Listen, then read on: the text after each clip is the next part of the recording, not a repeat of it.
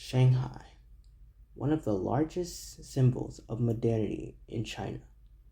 Over the course of history, Shanghai has developed as a city for all things modern, especially when it comes to modern art. It all began during the 1920s and 30s, which is known as the Hi-Pi era. During this time, many parts of China had been set in retaining old practices and ways of living in spite of the Opium Wars. In contrast, however, Shanghai sought to change that through the adoption of Western cultures and fusing it with traditional Chinese culture to create a more modern Chinese city. The Hi-Pi era brought about new and notable concepts and ideas in several areas of art, such as literature, architecture, and film. However, I think the two most intriguing areas of art during this time are the introduction of Chinese jazz and the changes in fashion. In this video, I would like to expand on these two areas and how they still play an impact on Shanghai today.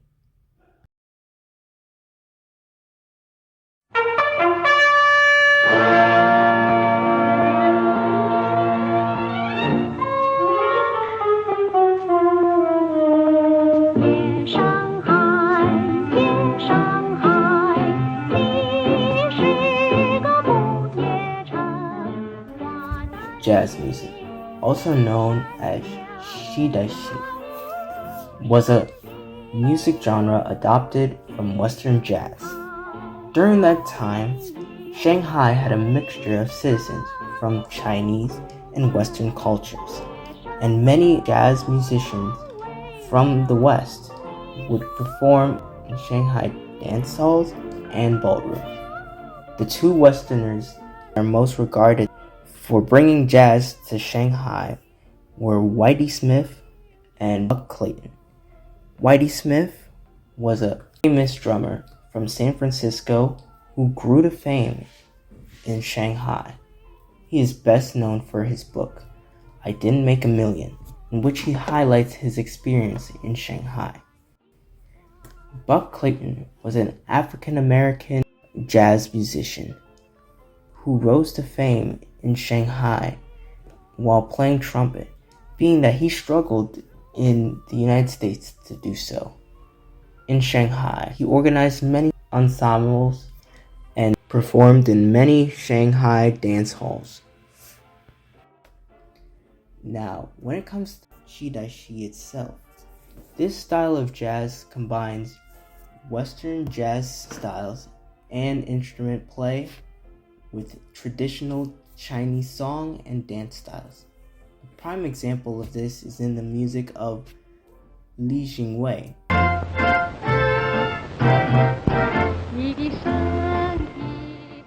Li Jingwei was a Chinese composer and songwriter who lived from 1891 to 1967. Coming from a family of composers and songwriters, Li Jingwei took his knowledge of Chinese song and dance and utilized it when creating shidashi.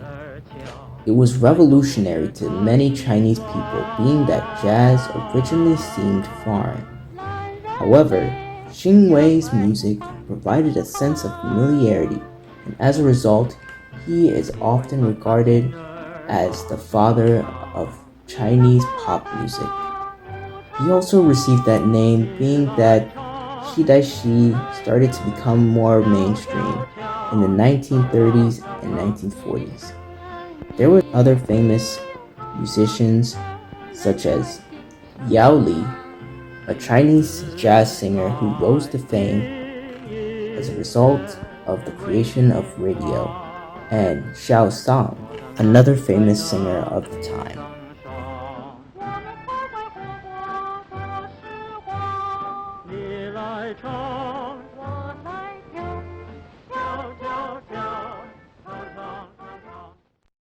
Shanghai fashion was also transformed during the Hi-Pi era as a result of Western influence. Prior to that period, Chinese tailors would utilize expensive materials such as silk to create very elongated and decorated clothing such as the hanfu. However, in the Hi-Pi era, many Chinese tailors and manufacturers changed from traditional material to cheaper material, such as textile, to create clothing as it sped up the production process. The process also took less time to make, as Chinese fashion borrowed Western ideas of fashion to create shorter clothing, especially when it came to female fashion. An example of this is in the Yipei, or the Jiaosang, known as the Manchu banner robe. This dress borrowed traditional patterning from past Chinese clothing and combined it with Western fashion to create a more modern Chinese style of fashion. They often varied in length, whether by sleeve or dress length. They were very popular as fashion became a driving force in advertisement for products such as music, cigarettes, film, and many more things.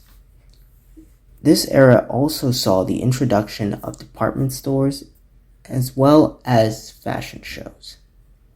In addition to male fashion, many males still continued to wear traditional clothing. However, the Hi-Pi era saw the introduction of the Shangpao, as well as the introduction of suits. The Shangpao was a long gown, usually worn by scholars, older men, urban men, and those alike.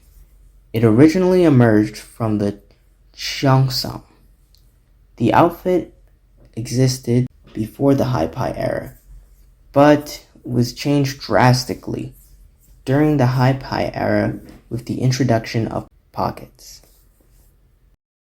In terms of the introduction of suits, the Hi-Pi era presented the sun chasset, a wool suit inspired by Western-style uniforms. The jacket was made with buttons, trousers, and pockets, all new clothing components to Chinese fashion. It was often worn by military cadets and school children.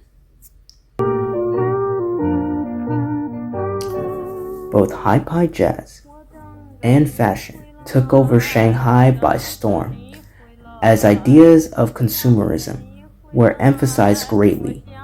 It brought Shanghai into this era of modernism, which was different compared to the rest of China, and made it a hotspot for commerce and culture to many Western people and countries outside of China. Both were popularized and played a huge role in other forms of media such as film and advertisement. However, both changed drastically during the 1950s to 1970s due to the rule of Mao Zedong and the Communist Party. Jazz was labeled as yellow music, or music that was obscene or prerogative, and as a result it was banned. Many jazz music records were confiscated and lost as a result. Many other forms of art were also banned, being that the Maoist government demanded militarism over the freedom of expression. Fashion during this time was designed to buy into this idea of militarism. Take, for example, the Mao suit, also known as the Jiangshan suit. It was a uniform inspired by USSR outfits. Its colors were considerably dull and simple, usually blue or gray, to buy into the lack of freedom of expression. It was mostly worn by men, but was also worn by women. Dress codes were very strict, and everyone was expected to wear these formal and uniform clothing. At the end of the Maoist period, the 1980s and onwards saw a resurgence of art that sought to adopt art that had been lost during the Maoist period and integrate it into modern styles of art.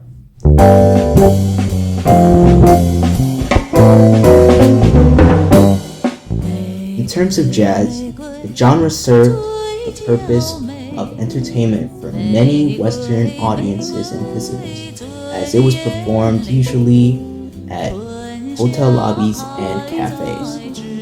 Western jazz performers would still travel to China in order to perform. The genre also saw many Chinese musicians who had learned jazz from the West arrived in Shanghai to perform and pay tribute, such as Lawrence Chu, Joey Liu, and Kong Hong Wei. Other genres of music drew and still draw inspiration from styles of Shi Dai Shi. Take, for example, lo-fi music or EDM. Shanghai Restoration Project, an electronic music group, adopts jazz into their creation process. Two examples are in the album The Classics and the song The Wandering Songstress.